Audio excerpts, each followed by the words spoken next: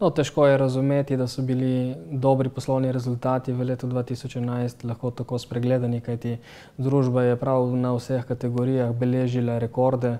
Mi smo v letu 2011 praktično blesteli, primerljivo z rezultati pred obdobjem krize so bili izjemni, lahko rečem, rezultati. Celo tako daleč je šlo, da vkolikor ne bi imeli ponovne slabitve naše naložbe v družbo Intereuropa, bi bilo na koncu pod črto približno 12 milijonov evrov dobička. In mislim, da je to izjemen rezultat, upoštevajoč seveda dogajanje na globalnem trgu in pa dogajanje v naši okolici.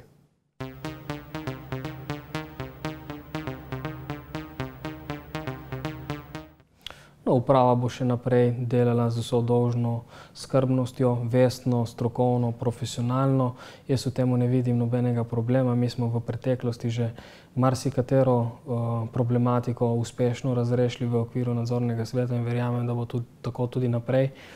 Tvorno smo sodelovali, vse ključne odločitve smo na pravi način obravnavali in vedno našli pravo rešitev za vse probleme, ki nas pestijo v zadnjem času.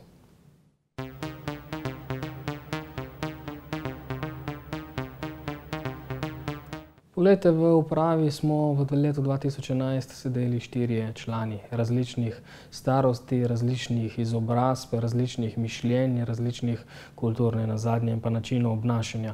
Jaz to različnost sem odvedno pozdravljal, kajti pametno je, da se na določen problem pogleda iz različnih zornih kotov, kajti edino tako lahko prideš do neke učinkovite rešitve. Res je, pri številnih primerih smo imeli različna mnenja, vendar kar je ključno je to, da smo na koncu vedno ta mnenja zedinili in našli pravi odgovor na vsako vprašanje, ki nas je v letu oziroma s katerim smo se v letu 2011 srečevali.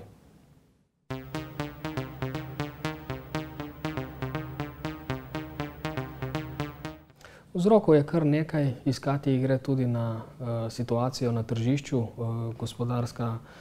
Gospodarska aktivnost v državah, kamor mi pošiljamo oziroma dobivamo tovor, se nekako umirja in zaradi tega je rast v letošnjem letu malo manjša, kot je bila lani istega obdobja.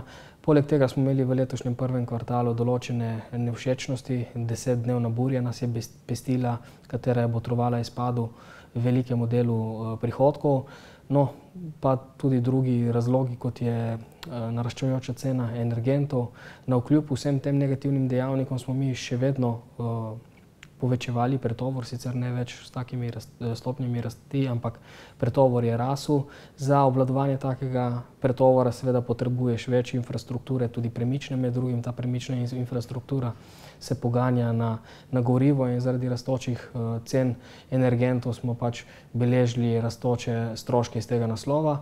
Ne gre pa tudi zanemariti oziroma izključiti stavko, katera se je zgodila v lanskem avgustu, katera je postavila določene kalkulacije na glavo.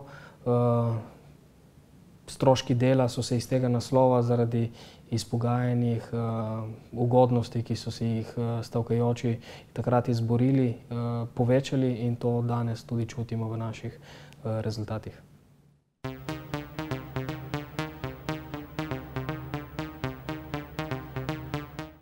No, vkolikor bomo tudi v letu 2012 nadaljevali s takimi pozitivnimi trendi, kot smo jim bili priča v preteklih letih, pričakujemo, da bomo v letu 2013, se pravi, ko bo obravnavano letno poročilo za 2012 in pa ostalo gradivo, da bomo takrat lahko tudi določen del dobička namenili za dividende.